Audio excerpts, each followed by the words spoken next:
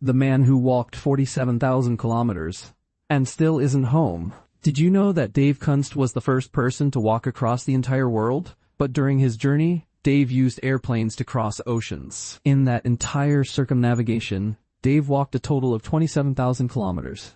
Yes, in segments, but he walked them. But the man we're going to talk about today is not Dave. He is perhaps 2 steps ahead of Dave. This man is determined to cross the longest continuous path in the world, and that too, entirely on foot. Yes, where our imagination ends, Karl Bushby's imagination begins. Not 5,000 kilometers. Not 10,000. Not even 25,000. Astonishingly, he has covered 47,000 kilometers so far, on foot alone.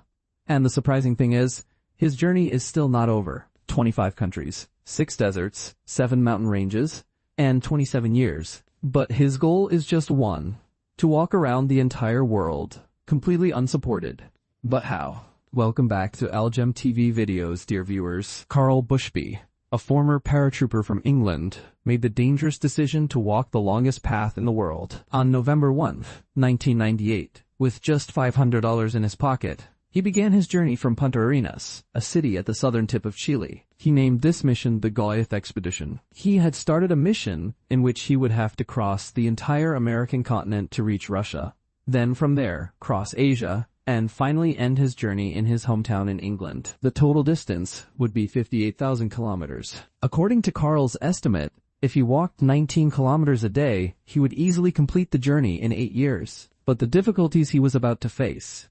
He had no idea that this 8-year journey wouldn't be finished even after 27 years. Karl Bushby made 2 rules for this expedition. Rule number 1. No form of transportation would be used during this journey. No trains, no cars, no airplanes, no motorized vehicles at all. He would have to walk every single step. Rule number 2.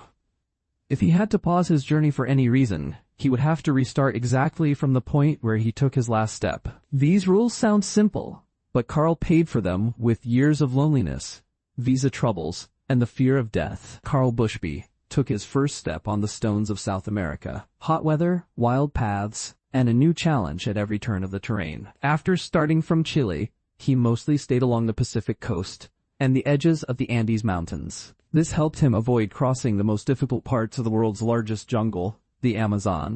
But before heading into Central America, the things that troubled him the most were the weather and the terrain. At the beginning of his journey, in Patagonia, he faced very strong and cold winds. Then, walking up and down the world's longest mountain range, the Andes, was itself an impossible task. In northern Chile, he had to pass through the Atacama Desert, one of the driest and most desolate places in the world. The biggest problems there were the lack of water and the intense heat during the day. For the first time, he had to carry more water than necessary, along with his essential supplies. Karl had a pushcart, a small 2-wheeled cart that he could easily pull with his food, clothes, and some essential items. Karl says, "While crossing the Atacama Desert, I only stopped when I found water." Crossing South America was certainly a big milestone, but the real challenge was the Darién Gap, a 320-kilometer stretch between Colombia and Panama. This area is filled with dense jungle, strange insects, poisonous snakes, and guerrilla gangs. Karl had to get through all of them. While crossing the border into Panama, he was arrested by Panamanian police and held in jail for 18 days. But after being released following an explanation, as per his rule, he restarted his journey from exactly where he had left off. Crossing Central America was a big challenge in itself. It's a long chain of small countries. Entering and exiting each country took a lot of time due to visa issues. By 2002, Karl had crossed Central America. Then he entered the U.S., where sometimes he had to walk on long highways avoiding traffic, and other times battle the intense heat of the Sonoran Desert. Weather there was even hotter than Chile's Atacama Desert. By 2005, when he reached Canada and Alaska, the weather had completely changed. Here he faced extreme cold, snowfall, and the most difficult terrain. In the desolate areas of Alaska, where there weren't even roads, he often used dog sledding trails to carry supplies and find his way. The sleds slightly compressed the snow, making it walkable. But even at this point, Karl did not use dogs for help, because that would break his most important rule. No help from anyone or anything? After Alaska, the difficulties Karl Bushby faced proved to be the biggest and most dangerous of the Goliath expedition. To enter Siberia in Russia from Alaska in North America, he had to cross the Bering Strait, a frozen sea that connects America and Russia. The biggest challenge there is that the ice in the Bering Strait doesn't stay in one place.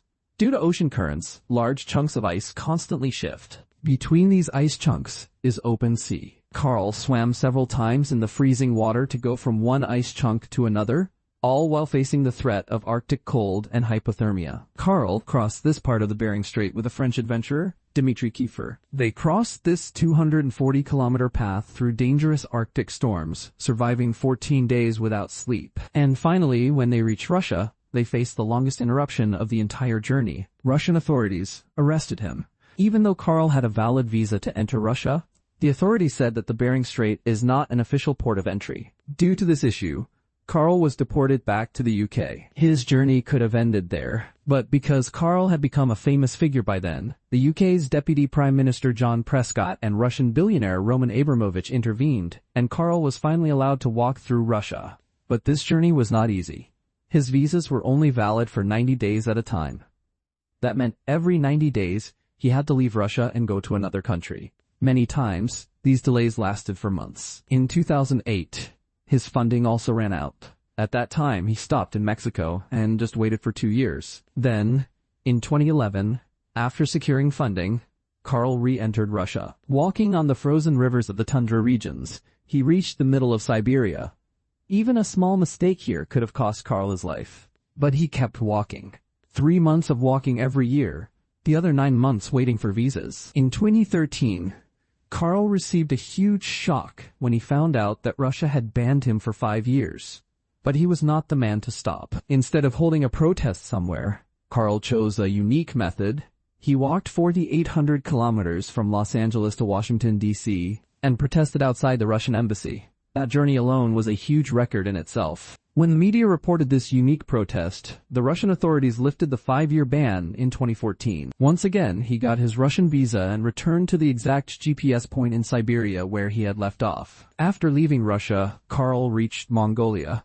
There, he crossed the Gobi Desert, which stretches 1,130 kilometers. Then, via China, he passed through Kazakhstan, Uzbekistan, and Turkmenistan. But Iran's visa once again blocked his path.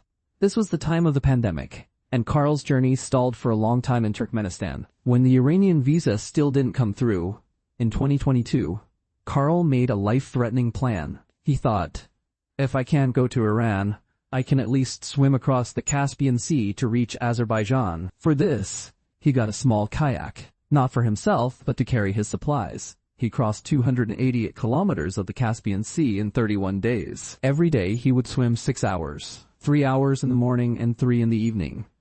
Then at night, he would climb onto the kayak and sleep. The strong waves tried their best to stop him, but Karl didn't break. He said, I don't like swimming, but it had to be done. Finally, he reached Azerbaijan, and from there, he started walking again. In 2025, Karl entered Turkey from Azerbaijan. By now, he had become so famous that in every village, people invited him to their homes for meals. Talking to the BBC, Karl said he would never forget the hospitality of Turkey. In Istanbul, he had to cross the Bosphorus Strait to enter Europe. Only vehicles are allowed on the Bosphorus Bridge, but the authorities gave special permission to Karl alone to walk across it. And so, by crossing that bridge on foot, he officially entered Europe. On this occasion, he said, when I left, Tony Blair was the Prime Minister of the UK. 5 new Prime Ministers have come and gone in Britain. I think when I get home, even the country will be new. After 27 years of unparalleled struggle,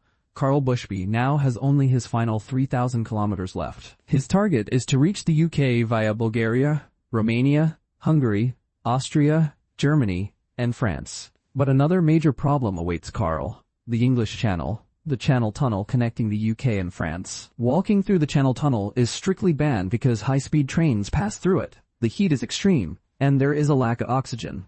But there is another route: the service tunnel.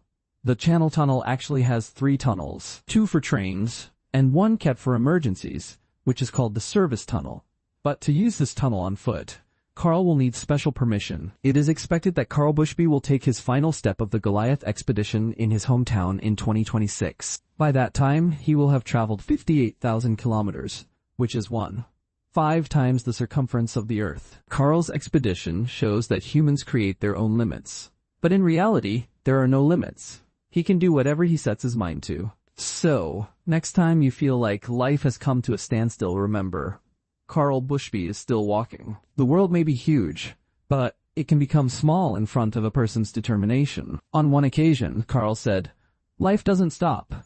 It just changes direction." We hope you liked this Algin TV video. Please like and share it. Thank you so much for your loving comments. See you in the next amazing video.